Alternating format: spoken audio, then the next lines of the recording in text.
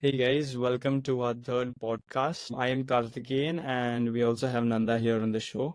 Today, both of us are joined by Sai, and I know Sai through the mutual friend. I just recently got to know about her. She's very successful and she's actually a startup founder in a very interesting space, which I think many people not really know a lot about. And so I'm really interested and really excited to have this conversation with her and share this podcast as well. Thank you so much, Karthikeyan, for inviting. And I think that's a little bit introduction. So, I am Sai Lady. I'm fond of ticketing. I design nature-based programs for children. But basically because they get connected to nature and also accidentally fall in love with their own school subjects in curriculum. That's why we've been at Ticketers.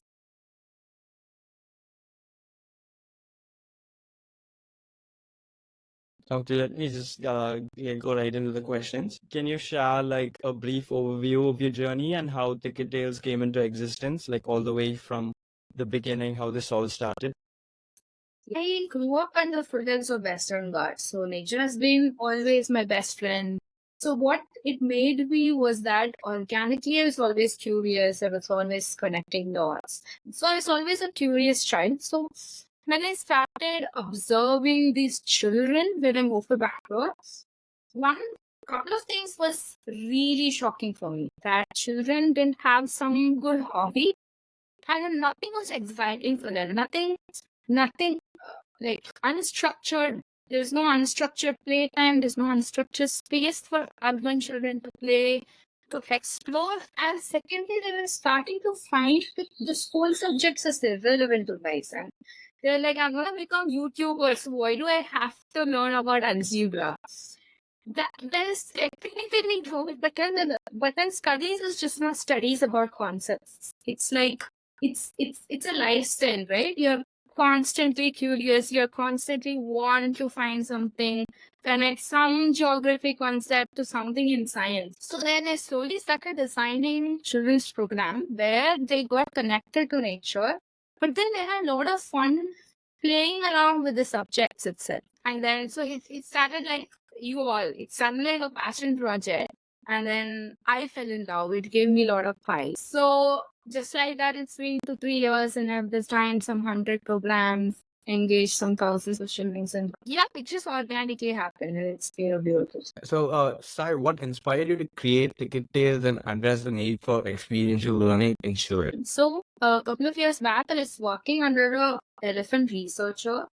And I was like, because the DKME always had friends from the wildlife industry, and when nature walks were organized, it's very information loaded. Like it's like, oh, that's a cuckoo bird, it's a bulbul bird. So for few people who are little geeks or who already had nature exposure in their childhood, it's good. It's wonderful. I love all these walks. But then not every child has to know. Who cares if that's a bulbul? Who cares if that's another bird, the dove or pigeon? So it was not interesting for many children, and many children were forced by parents to take a walk and they were like bored. And I was like, that's not what nature is. Uh that's a Bollywood drama, but then fun. So then one day I decided to design a game. It's called Bird Bestie, where children were connected because they became like explorer, they became like researcher, and they found their own answer. And the moment I witnessed that the program was successful and children loved it, that's when the entire world opened up. And that's when I knew there's a large gap in experiential learning itself, especially these days because of NEP. Everybody has been speaking about experiential learning.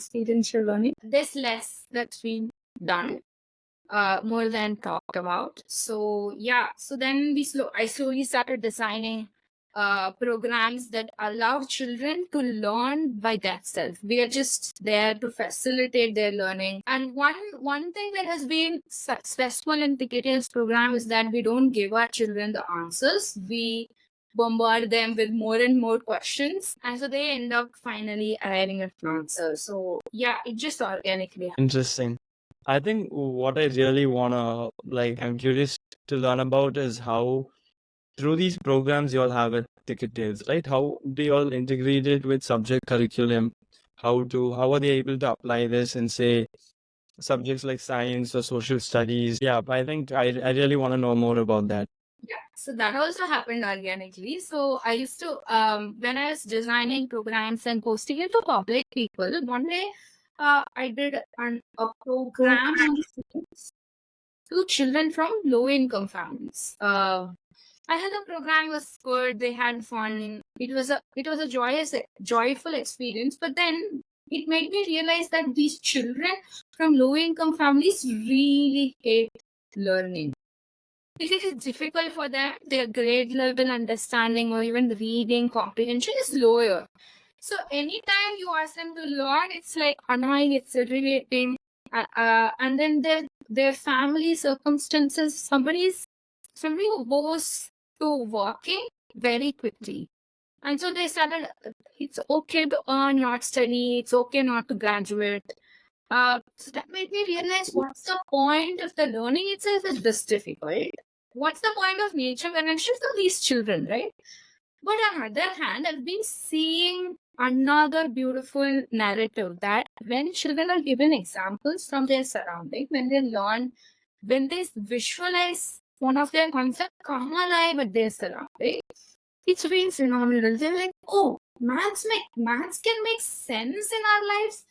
So then I wanted to intervene both of it. Can nature be the teacher? So studies or subjects can speak to them. So if it is not daunting for these children, can learning become joyous altogether? So we don't concentrate on marks anyway. So then we started mapping to Karnataka board syllabus how many concepts can be and visualized. So yeah, then I got incubated. Then I visited 50 schools and after schools in India and in London. I spoke with a lot of academicians, a lot of researchers.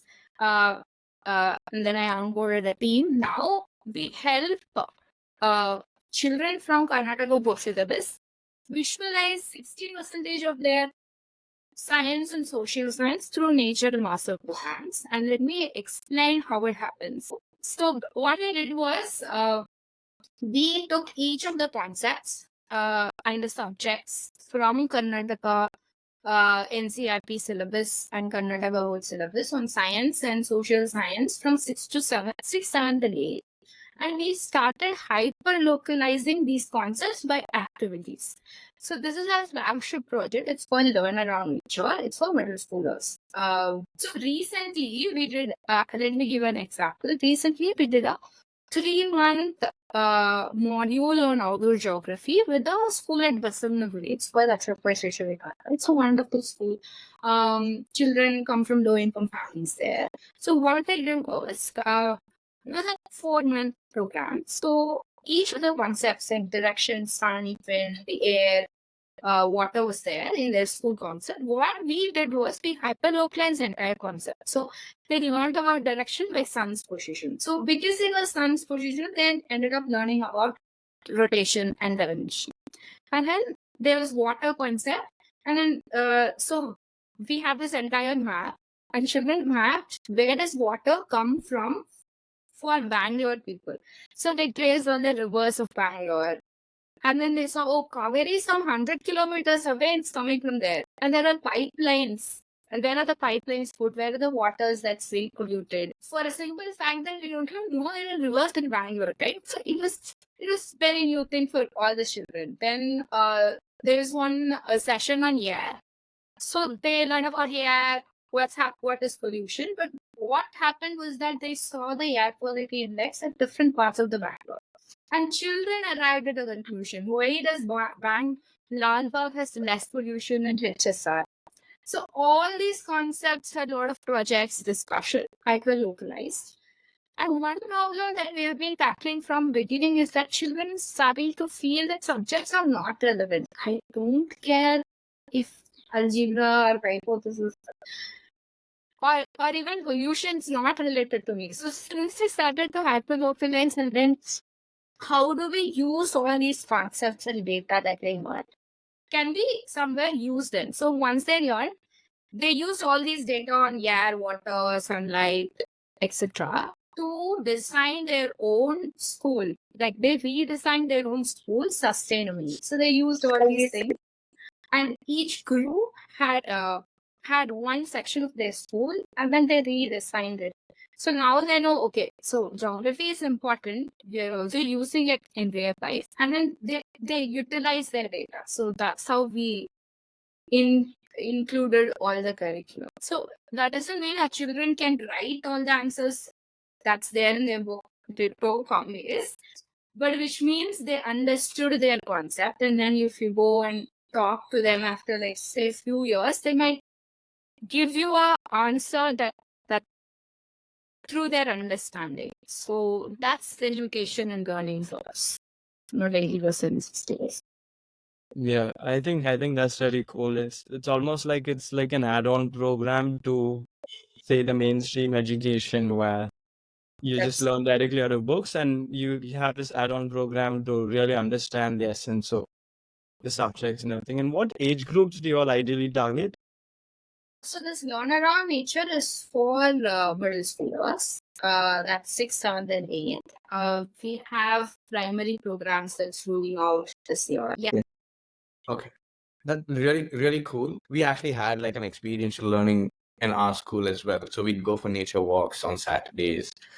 We'd do bird watching and things like that. We'd find out different birds. Like we would ask our teacher, like, what kind of bird is that? She'd be like, go look at the features and find out what it is for yourself. So that's how we learned at our school, and I feel it's really very unique. And bringing that sort of experience into an urban area is really, really cool, because sometimes people are just born in within buildings and they don't know what nature is exactly. So I think that's something that's been taken out from kids who are born in urban areas. And this is a very, very great step in taking children through experiential learning. So next question is basically, can you give specific games? I know you've given an experiential example, but like, are there any specific games that you use for people who are disinterested at any point? Because sometimes people might not want the experience, but something that's fun. Can you give an example of that? Yeah, so there's yeah, that's true. So children come in with a lot of personality. Sometimes a child is fully outdoor. Like you ask them to play, they play. Sometimes a child is geeky and then you give them intense problem solving question, they love that.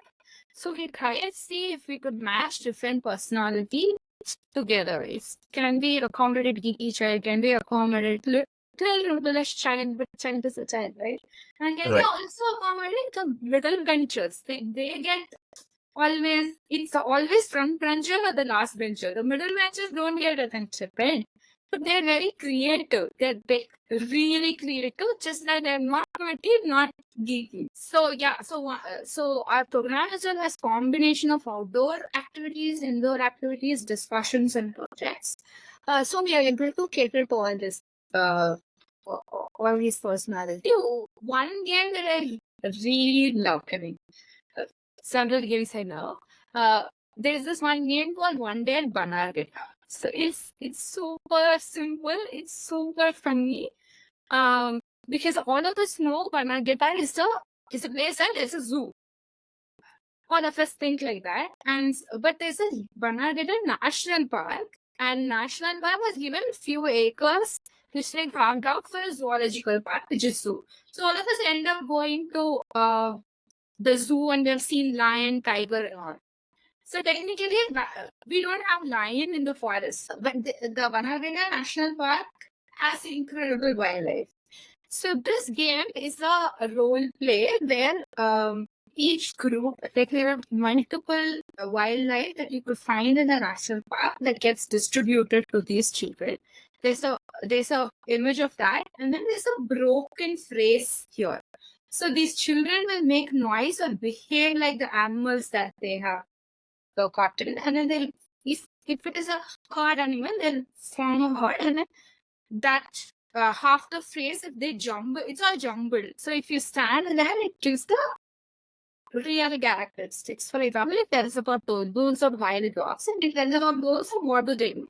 So they figure out their own clan, they figure out their own groups, and that's the first stage. And the second stage is we use the entire ground and we tell this is going to be your forest, this is going to be your home, and we teach them what is the prey, what is the predator, so what happens in the carnivorous, what happens in omnivorous, what happens in endures, and then you decide who is going to eat who and who's not going to eat who, and how do you what happens. So in the next day, if you're alive, you're not dead, you're not out.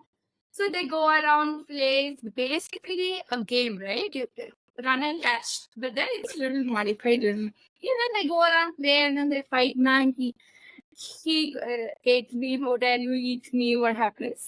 And then that's just preliminary. And the second round, we get okay. Today there's no much forest. There's just half the forest. And then let's see what happens. So obviously there's a lot of near tension, and a lot of the preys get killed. And then the first round preys get killed. The second round predators are very hungry. They come outside. And the third round is that there's nothing to eat. So we don't tell them anything about wildlife conservation. Should we protect? Should we not protect? Nothing. Let's just go play. And each time we conduct this program, each child gives an answer same as any wildlife conservationist who has been working in the field for 15-20 years. Maybe they could give a technical box, but these children come and tell Cardo Kadme Abiten box. Like they tell, okay, if the forest is very, very small, there's no food to eat. Obviously, they'll come inside the city, which is the literal research data, right? So we didn't do wildlife conservation education. We didn't tell them that it's important to conserve. Just because they are the animals, they knew what was the problem. They felt what it felt to be in the forest. They end up telling why is it important for conservation. So that's what we truly believe. We don't want to preach anything. Even in this run around nature, we don't tell, oh, we shouldn't waste water. These children arrived at the answer, like, oh, it's coming from hundreds of kilometers, maybe we should be conscious about. So yeah, there's a lot of funny anecdotes, and then it's fun like that. Sort of games actually give other values. Like the example you just gave is actually like an example of how children show empathy. Actually, like they're basing themselves as animals and understanding how the animals feel. So I think that there are small, you can say, Easter eggs within these games that they learn, and I think it's really, really cool. Yeah. So could you tell us a little bit about how Ticketers goes about measuring the success of the program? Because I think that is something that's not very straightforward in this program that you're doing. So I'd really like to know how you maybe measure the effectiveness or the impact of the program. Yeah, that's true. That it's not a very straightforward answer like examinations and then you get 80% you're intelligent. That's very true. So yeah, but we do have assessments to see if the program was successful. So for every session, we have a so we call this to children as test match and then real match. So before every session begins, we have a set of questions that they answer.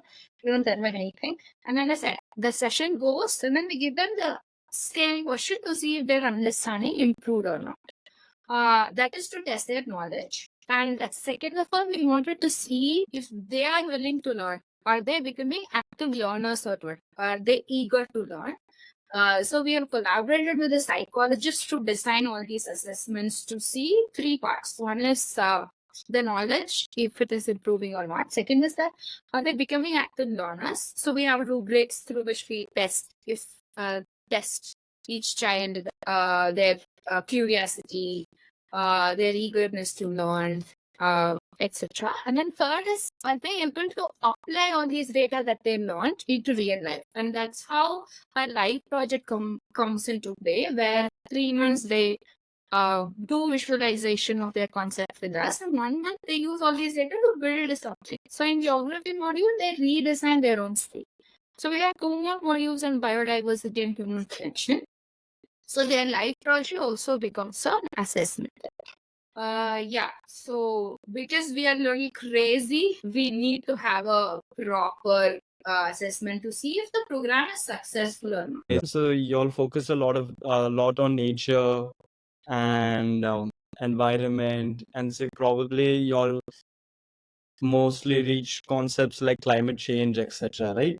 So could you maybe talk to us a little bit about how education becomes very crucial in this era of climate change that we're currently Don't actually directly tell about climate change. It becomes an anti-holistic package. So our concept is they will arrive at a climate change.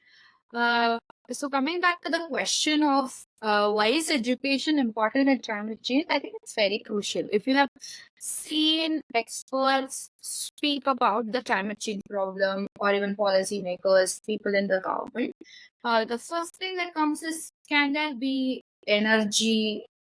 Can there be alternative energy? Because fossil fuel has been a huge winner. And I've been speaking about it for say 20 years, maybe. Yeah. From 1990s, it's 2000. They still be speaking about it. They're still speaking. Protocols are happening. Whatever happened, this is happening every year. We speak, and which countries are telling no, you got the one, and then developing countries are telling no, you stop, like you do something, and it's not like none of us are doing.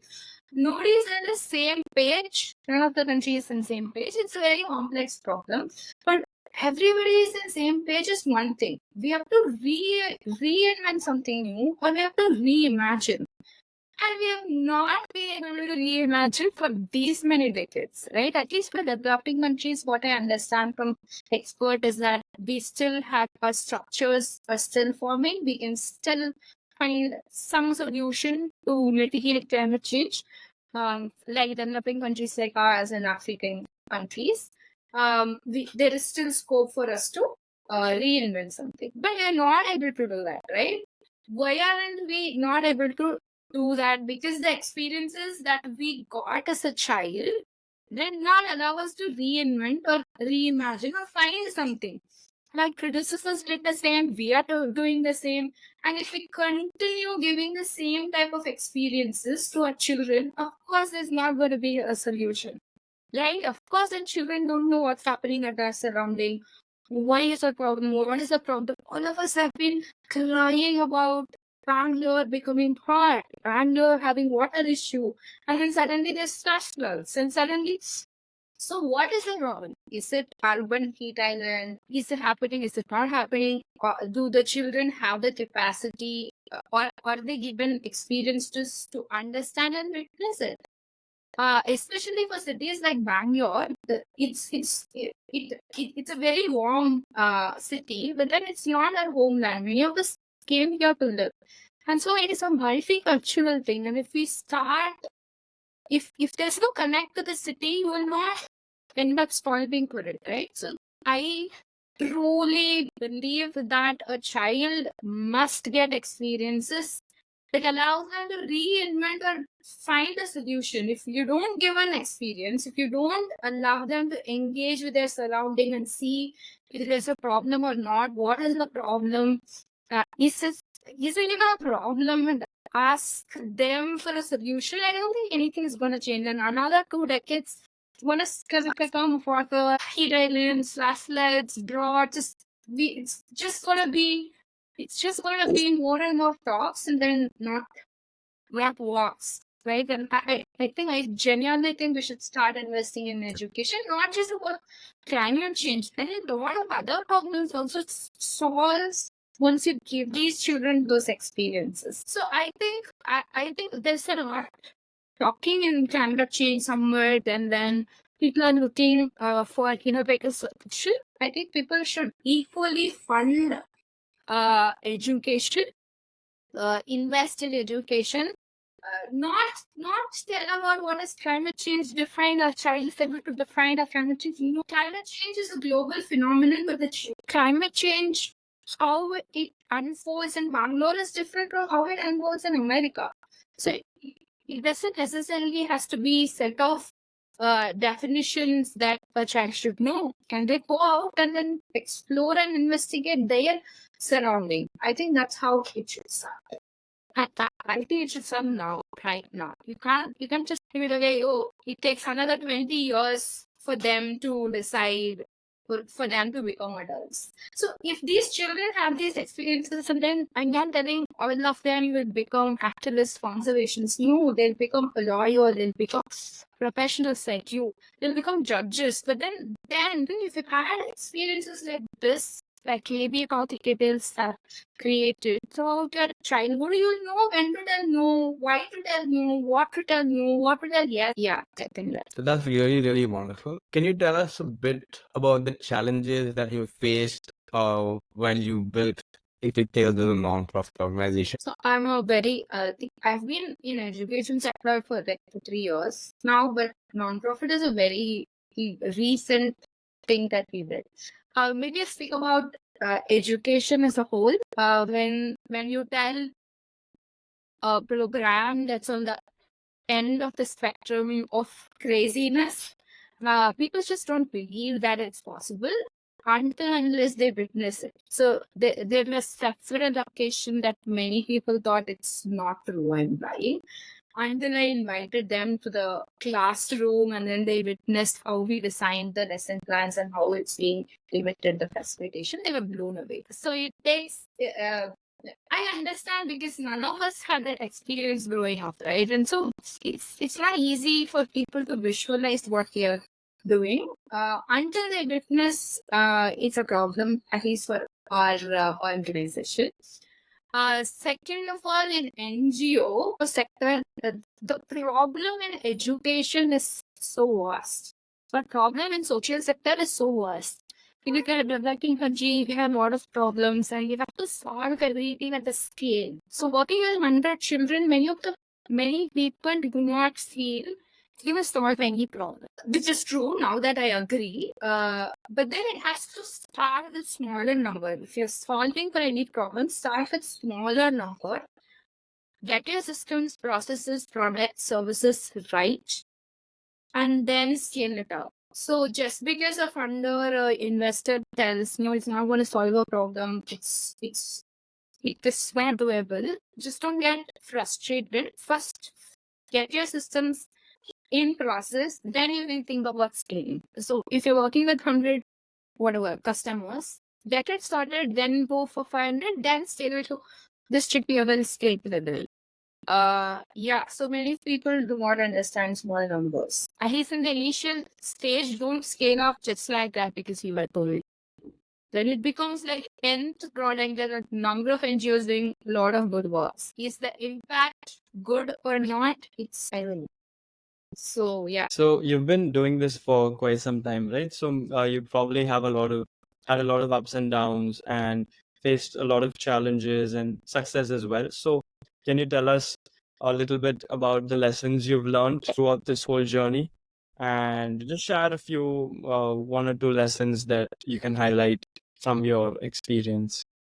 Yeah, the one major lesson is it's gonna be like a marathon. It's gonna be like for years, for some impact. Because when you're aiming at a holistic experience for a childhood itself, childhood itself is a long span.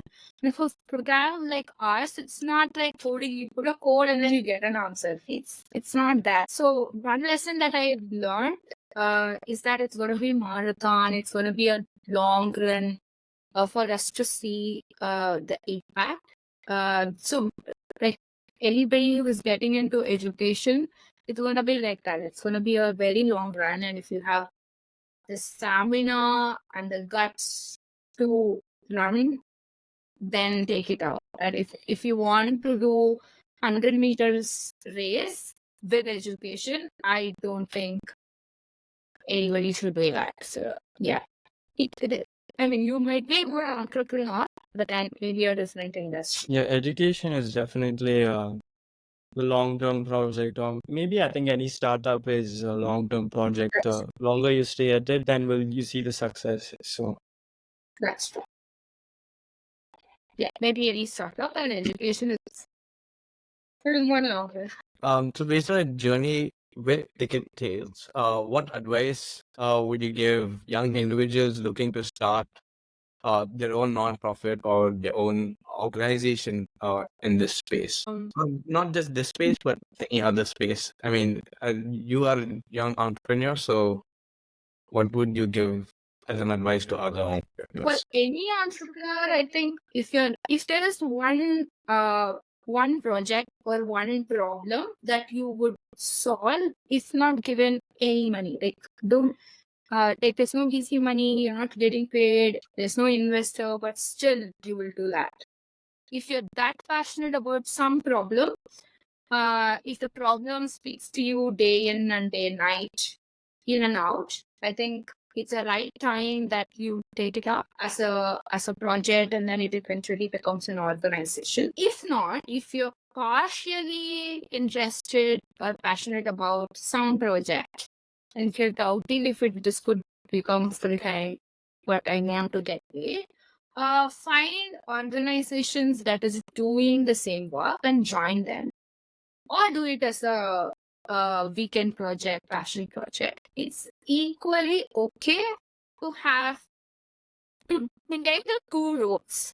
Like you can have a 9 to 5 job and do something on weekend, or if you can join another organization with the same vision and mission, but then still beyond this one problem that it's not allowing you to sleep.